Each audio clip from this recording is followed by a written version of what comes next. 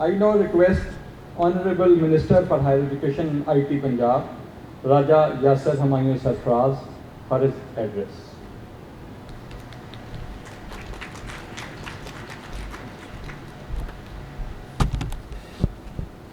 बिस्मिल्लाहिर्रहमानिर्रहीम।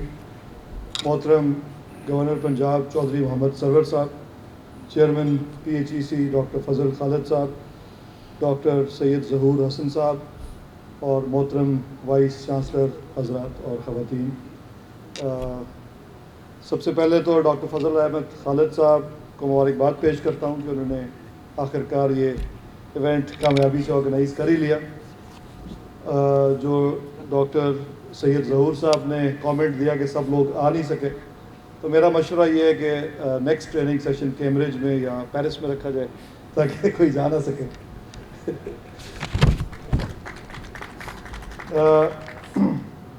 आप सब लोगों की मौजूदगी का फ़ायदा उठाते हुए कुछ बातें ज़रूर आपसे करूँगा।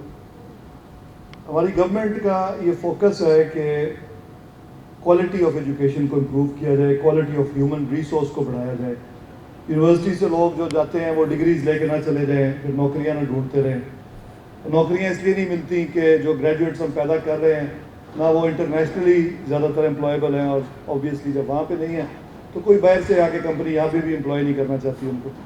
आपके ऑब्वियसली जो पाकिस्तानी डॉक्टर्स थे जो किंग एडवर्ड से पढ़ के जाते थे और पूरे अमेरिका पे छाए हुए हैं, वो चीज़ें आहिस्ता आहिस्ता कम होती जा रही हैं, और अब जो हमारी यूनिवर्सिटीज़ के ग्रेजुएट्स हैं वो अनफॉर्चुनेटली एम्प्लॉयबल नहीं हैं, और अक्सरियत एम्प्लॉयबल नहीं है।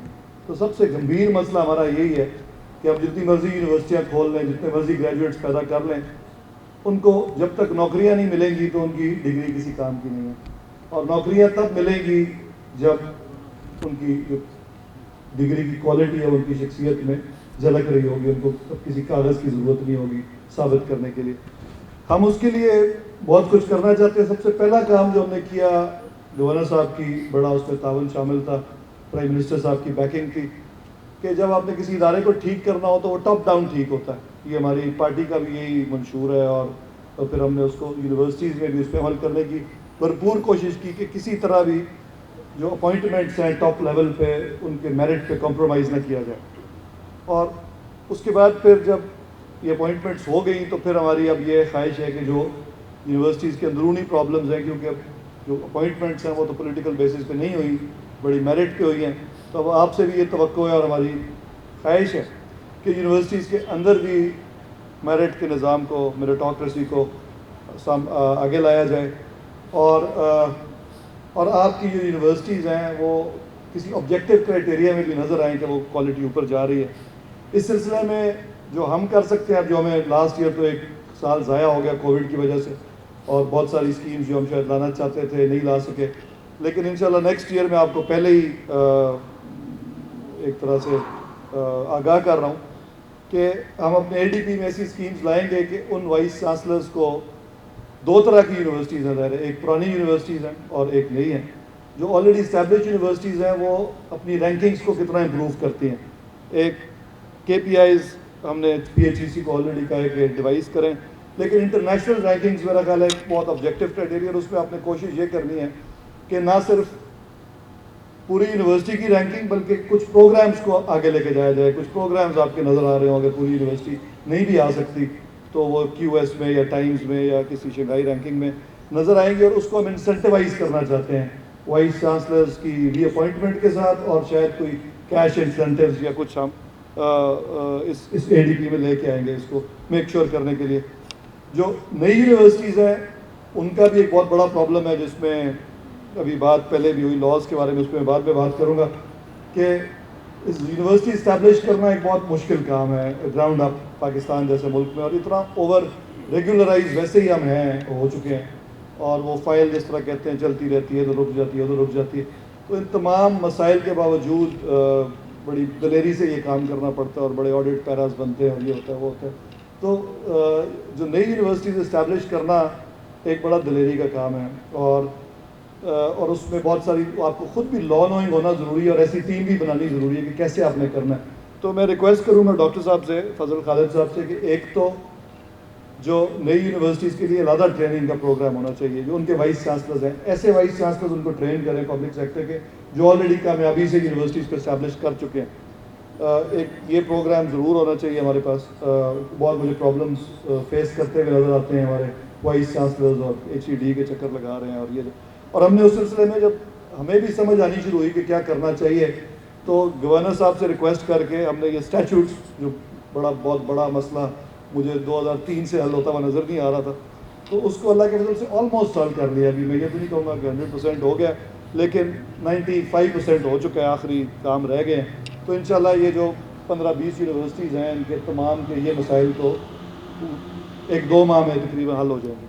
تو یہ لیکن آبویسلی وہ جو پرابلم ہے اس کو دیکھ کے لگتا تھا کہ یہ تو کوئی پہاڑ ہے جس کو شاید عبور کرنا بڑا مشکل ہوگا.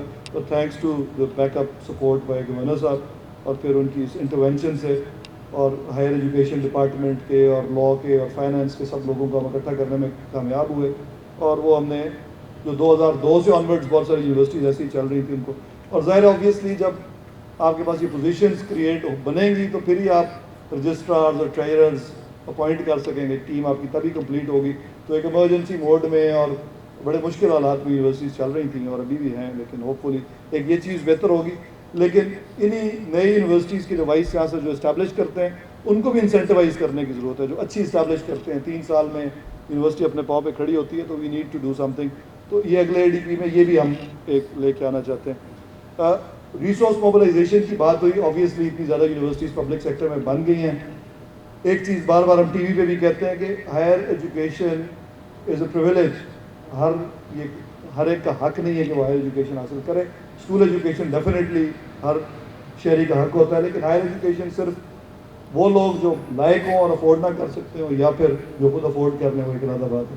تو ہمیں اپنی جو یونیورسٹیز کے پروگرامز ہم شروع کرتے ہیں, میرا اپنا خیال ہے اور میرا خیال ہے فیڈرل گورنمنٹ بھی ایگری کر گئی اس احساس پروگرام کے ذریعے, کہ ان کی فیس وہ ہونی چاہیے یونیورسٹی جس پہ فائنینشلی وائبل ہو, اور پھر جو بچے افورڈ نہیں کر سکتے ان کو اسکالرشپ پروگرام کے ذریعے گورنمنٹ ایڈ دے, بجائے کہ جیسے کہ امریکہ میں ہوتا ہے, بڑا آسان سا سسٹم ہے, بجائے کہ آپ سبسڈائز تعلیم دیں کم, جس چیز کی قیمت کم ہوتی ہے اس کی کوئی ویلیو نہیں ہوتی. جب کسی کو یہ لگے گا کہ یہ 10 لاکھ کی ڈگری ہمیں 1 لاکھ میں مل رہی ہے, تو پھر اس کی ویلیو ہو جائے گی خود بخود. تو ہم کو ایٹ لیسٹ پتہ تو ہو, اگر UET میں نہ ہونے کے برابر فیس ہے, کوئی ریئلائز نہیں کرتا کہ کتنا خرچہ ہوتا ہے اسٹوڈنٹ پہ, تو اگر اس کی ایٹ لیسٹ کاغذوں میں فیس نظر آ رہی ہو اور پھر ان کو آپ بے شک 99% اسکالرشپ دے دیں, تو that will make more sense to the students, اور اس کی قدر بھی زیادہ ہوگی. اور پھر ایک اور چیز جو بڑی اہم ہے, جس کے لیے آبویسلی لاء نوئنگ ہونا بھی ضروری ہے, تھوڑا سسٹم کو بھی سمجھنا ضروری ہے. اور اب ہم نے اس میں گورنمنٹ نے PPP اتھارٹی بنا دی ہے, پبلک پرائیویٹ پارٹنرشپ کی, کہ کس طرح یونیورسٹیز ایک بہت بڑا ایسیٹ ہوتا ہے, اس کو آپ کس طرح ریسورس موبلائزیشن کے لیے استعمال کر سکتے ہیں صحیح ڈائریکشن میں. آبویسلی آپ یونیورسٹی کی زمین پہ اگر پیٹرول پمپ لگائیں گے یا شادی گھر بنائیں گے تو پھر تو پرابلم کریٹ ہوگی, لیکن اگر اکیڈیمک ریلیٹڈ ایکٹیویٹیز جن سے پیسے جنریٹ کیے جا سکیں تو میرا خیال ہے کسی کو کوئی نہ اعتراض ہوگا, نہ کوئی اسکینڈل بنے گا.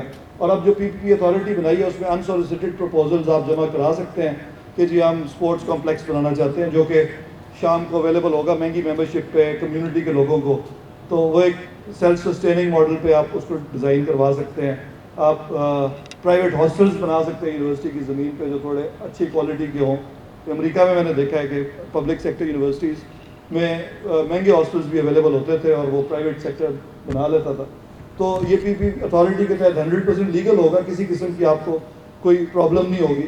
تو تھوڑا سا آؤٹ آف دا باکس سوچیں, یونیورسٹیز کو ڈیولپ کیا جا سکتا ہے آپ کے اپنے آئیڈیاز سے, اور ضروری نہیں ہے کہ ہم فضول قسم کے سب کیمپسز بنائیں PPP موڈ میں یا جس طرح کا یہ کام ہوتا ہے. ہم ایک پراپر اگر پازیٹیو کام کریں گے, میں نہیں سمجھتا کہ کوئی اس پہ انگلی اٹھائے گا یا کوئی پرابلم ہوگی. آخری چیز کافی وہ ہے آٹومیشن سے ریلیٹڈ, میرا خیال آپ نے سر اس کو کور بھی کیا.